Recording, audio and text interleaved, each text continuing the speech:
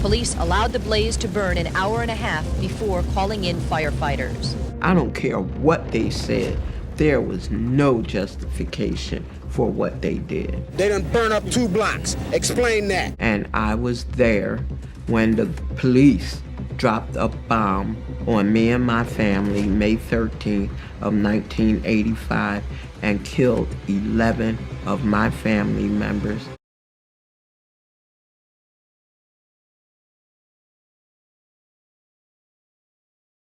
Okay, so, Charlamagne. James, stop yelling. All right, here we go. This is a very serious issue. All right, let's roll camera. This book is very serious. All right, so, summer of '85. Let's talk about optics. A large part of the problem with the Move movement had to do with their look, which captivated a nation, right? So, and then let's take it a bit further and talk about LiveAid, which went to benefit the image of what famine looked like in Africa, specifically Ethiopia.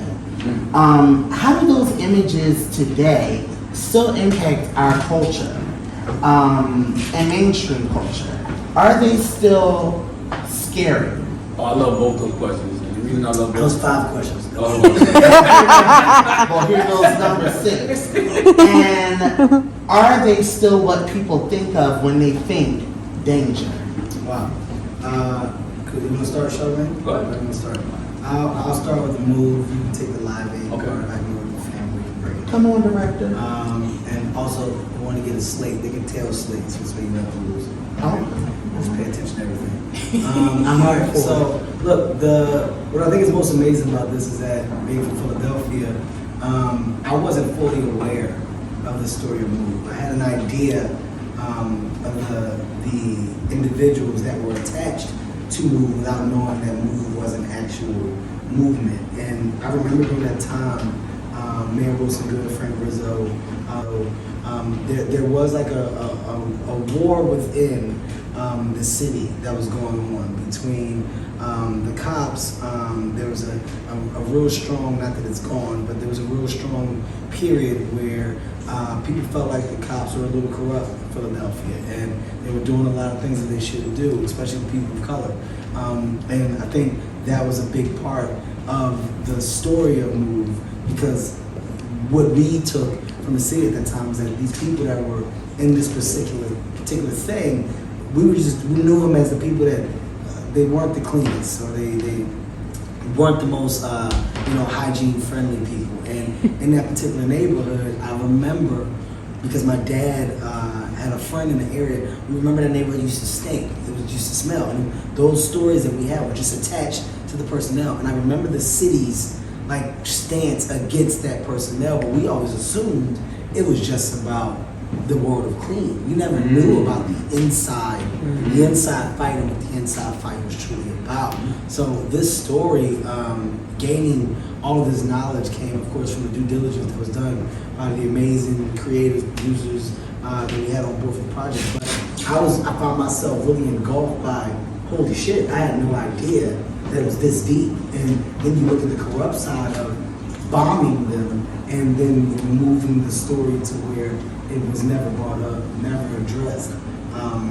That's what I think is most intriguing, most interesting, but for me, act as the best reason to be a part of the project. Yeah, and I think what you're addressing is the negative media portrayal of black people, right? Because with the Move movement, they say, oh, these guys had dreads, or they had an unclean look, which is words that they have historically used to stereotype and profile black people. I mean, dreads even to this day in some spaces signal danger and terror to white people. And with the LiveAid part, it's just a negative depiction of Africa that they showed us. It's 85, I might have been saying I'm about 7 years old, 8 years old, but those first images we saw of black people in Africa was the kids in Ethiopia with the flies on their faces. That's the only association that we have. That's right. We assumed, and even when you're talking about the impact of negative media, right, and how it can sway one's thinking process with the move people. It was the perception of these people they're destroying, they're not clean, and that's literally, as a man of color, I'm young, I'm a little kid, I think probably 7, 8 at the time, I'm running with the story. I'm like, oh yeah, I remember around Dad's place, those people are there, but you're going off of what's being fed to you. And the real truth as to what was going on was never fed. Like you didn't really know the movement. And I think until this day, there's people in Philadelphia that still aren't truly aware of what really happened with this. Because nobody cares. Because it's like they portrayed them as dangerous, unclean. So when they got bombed, it's like some people were like, oh, well, good riddance in a sense, you know? And it's the same thing with LiveAid. You show these images of African kids with flies on their face, you'll never think somebody's over there stealing all those resources because you don't think there's no resources over there. Exactly. So then let's talk about the people. I'm going to ask you a direct question. Should there be reparations for the victims and those inadvertently related to the 1985 bombings on the black neighborhood in Philadelphia where the MOVE movement took place? I mean, look, that's a tough question, but I'll do my best to answer. I mean, look, justice is justice. At the end of the day, the story coming to life and being told that really can point out the bad apples, the bad apples in the room. I mean, absolutely, you would want things addressed, and you would want, the just due to actually be done, right? Like if I was a person that was attached to this horrible act, and I lost family, I lost friends, and I'm still here today, and I still have some hurt attached to this thing that nobody ever addressed, well, absolutely, I think there's some immediate healing to come with knowing that people care, people discovered, and when they did, they went and got the real answers and the real truth. So, I would support that. I'm not against that. I'm not against justice being served at all. I agree with everything Kev said, and my answer is yes. Absolutely. I definitely think they should get some form of reparations. I mean, I think they should get reparations. I think, the survivors of the bombing in Tulsa, Oklahoma should get reparations. Like, yeah. There's only one left. There's only one left, yeah. Victoria. Victoria. But it's like, yeah, they should absolutely get reparations. Like, they got attacked by the United States government and the city of Philadelphia. Like, there is some atonement to happen on a financial level, whether it's from the state or federal. So, yes. Absolutely. So why summer of 85? Why is it necessary now? And Kevin Hart, a voice from Philly, yes, but synonymous with making people. How did this project come to be with you narrating it? With comedy being your stomping ground? Why this project? I mean, look, when people think of me, I mean, of course, the first thought is attached to comedy, is attached to funny. But over the course of time, I've changed. I'm a multi-hyphenate, right? So, especially after that last Netflix movie, because you took me out. Yeah. I can tap into whatever tiers or whatever box I choose, and I think that's the fun that I'm having in my career. But also, you want to put yourself in position, especially as a media company, to tell powerful stories, right? To develop IP and content that serves a valuable purpose, and that stands in a box of its own. To do that, sometimes you need amazing partnerships that have creators that are great at discovery. Developing this IP through audio, it's a strong thing. It's a strong sense of new. So the idea was brought to the table, and after we vetted it out and talked, and we found that the story that we wanted to tell also, it had all of the receipts up under the idea, right? It wasn't like it was something tough where we were talking about the hypothetical and story writing. No, we had real receipts, real moments from that time. Like, guys, we can tell a very efficient story, and we feel like this story will be valuable in more ways than one. Well, I'm on board with that. I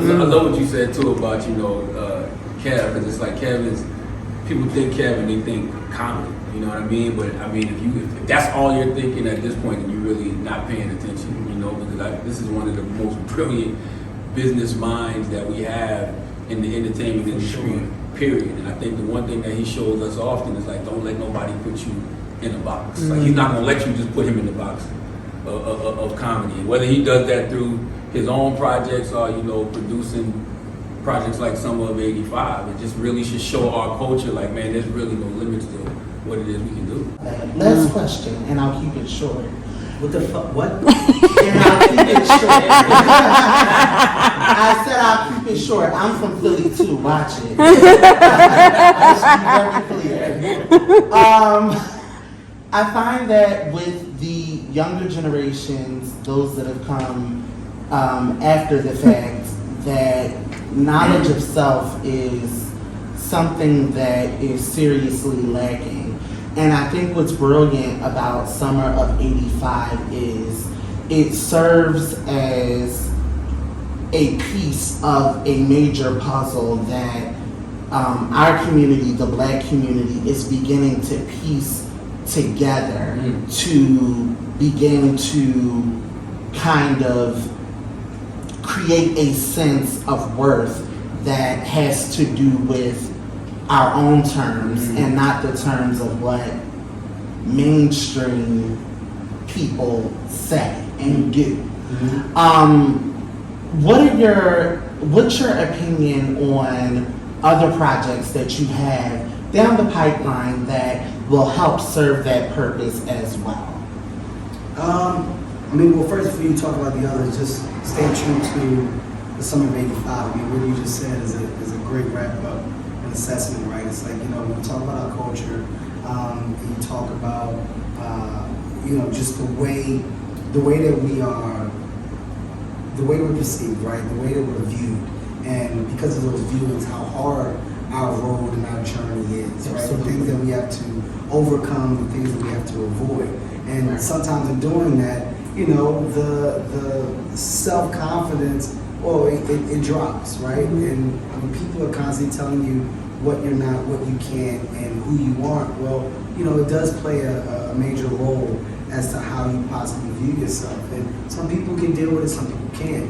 When you're talking about the perception of the members of MOVE and what the perception was and based off of, well, no one ever clearly understood what they stood for. No one clearly understood what the reason for stance and fight back was, what the reason for independent and we're going to live this way because we are tired of being told how we can and what we can, or controlled. There was a thing of like real stance and just understanding of self. And you know, in that movement, of course, they had their tiers and their layers of stuff that, you know, when you listen to the story of Summer of '85, that you'll find for yourself that is unbelievably interesting. But there was a thing of, you gotta stand for something, right?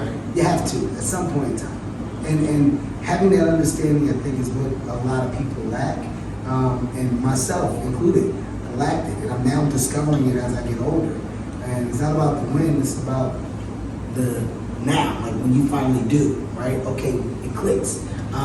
It did click for them, and when it clicked for them, the government didn't fucking like it. Not at all. They didn't like it, and they didn't. I mean, part of that lack of knowledge itself just comes from us not knowing. That's why I think one of the most powerful things that the MOVE organization did was just everybody taking the last name Africa. Right. You know, I mean, just that alone makes you want to tap into, you know, the motherland. And